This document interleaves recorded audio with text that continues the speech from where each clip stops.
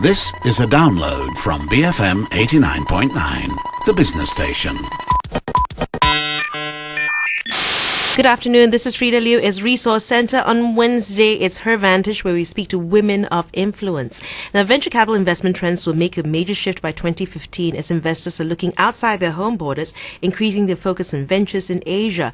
The global venture capital industry will experience a number of major changes before that time, ranging from global fundraising and cross-border investment to opening more offices in overseas locations and helping the portfolio companies access markets in new regions. Cruistone International Sdn Bhd is a private equity consulting firm that specializes in identifying potential high-value opportunities for its clients in addressing their specific business and organizational needs. Now, Cruistone is helmed by its chairman, Datuk Jalilah Baba, one of Malaysia's top economists and former Director General and Chief Executive Officer of MIDA. Welcome, Datuk. Thank you. Now, we talk about this 2015. Why the major shift in 2015? Well, definitely the VCs and angel investors are studying the market. Where are the potential of growth? And without any argument, all of them would agree that the major growth center now is in Asia. Definitely other countries like America and Europe will continue to grow, but is a kind of saturated, although they may have new companies springing up with new technologies. But if they want to grow internationally, they have to participate in the growing markets of Asia with a lot of potential. And Malaysia is in the center of Asia, and definitely, as you might have seen, the ranking of Malaysia's competitiveness has improved a lot. We jumped from 24 to 20th among so many other countries. So we have a good chance in focusing Malaysia and highlighting Malaysia and other ASEAN countries, for example, to reach out to VCs with their good projects, high technology, renewable energy and green technology, which is being chased and being given preference by most funders. All right. Where are we expecting the money to come from?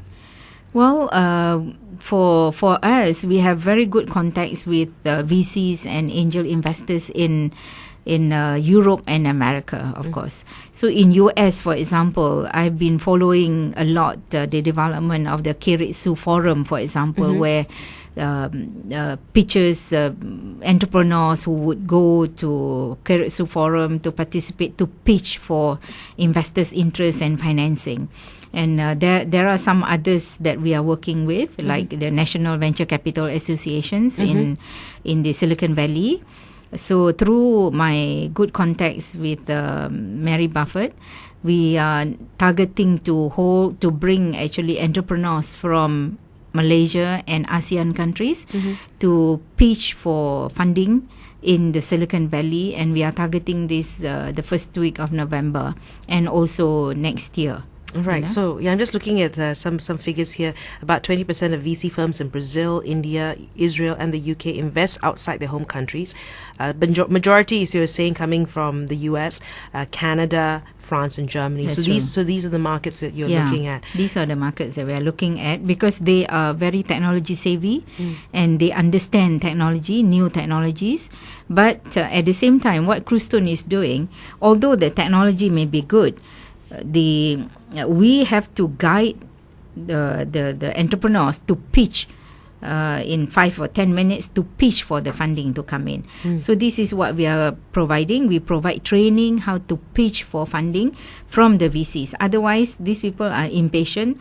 If 5 minutes, 10 minutes, you can't convince them it is a good project, off you go. So you've been hearing these hour-long pitches. Yeah, that's right. So I guess this is where the gap is, from your past life in MIDA as well, that you see is happening. Yeah. So when you talk about the what people are looking at consumer enterprise technology, what are the market predictions for these areas, consumer enterprise technology? Well, definitely these are the areas or the sectors that are very much prioritized by the VCs and the funders.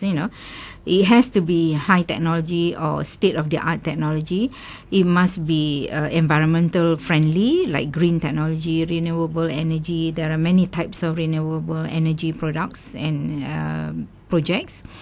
And those projects that would be able to be successful in a short period, let's say first 3 years, it will be able to take off with the funding that comes in, So the projects must be interesting enough and got good potential to be successful.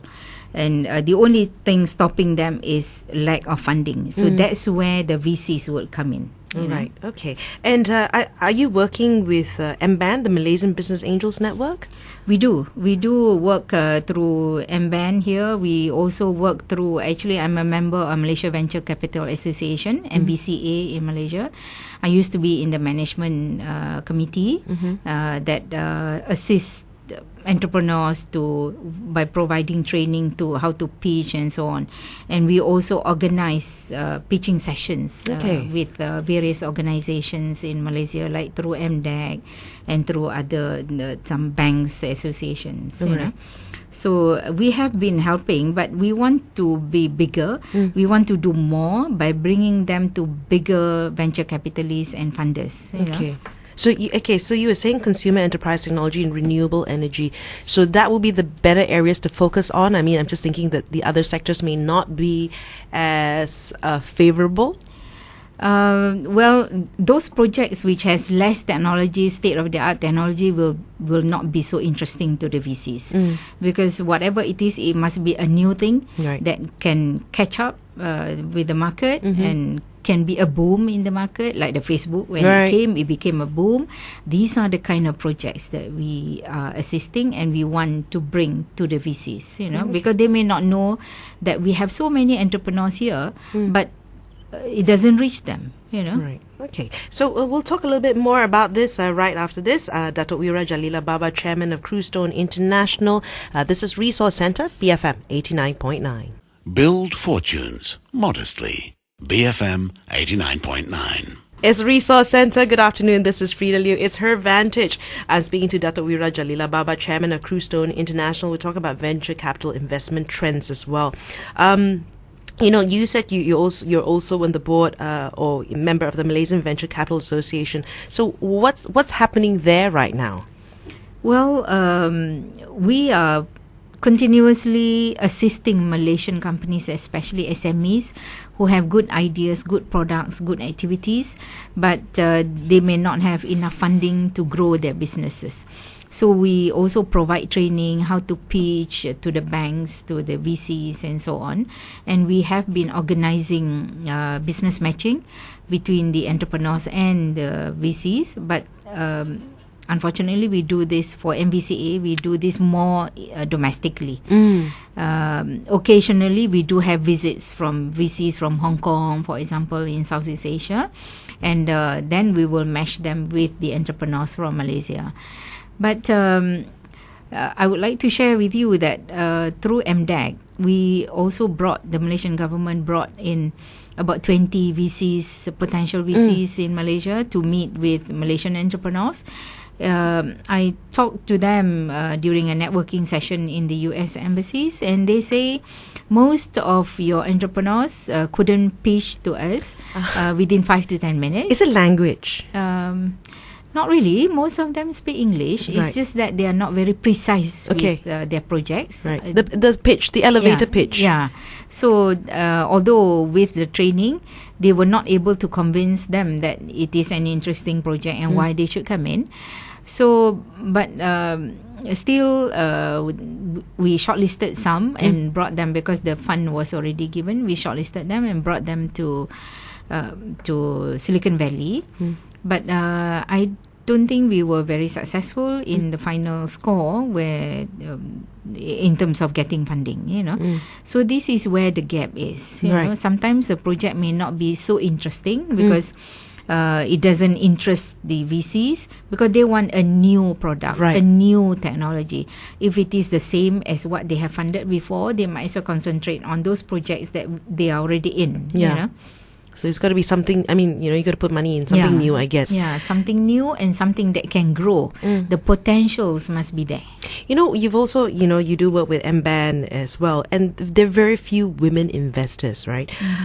Would this be something that you're looking at increasing? I mean, just with your work with both these parties? Yeah, definitely, because I also work with the Ministry of Women Development in Malaysia, where I'm a speaker in providing training and hand-holding the women entrepreneurs in to go the next step forward, either making their businesses bigger and more international, or to be ready to sit in the boards of public listed companies, to fulfill the quota that has been announced by the government, 30%, So I would encourage more women VCs to come in.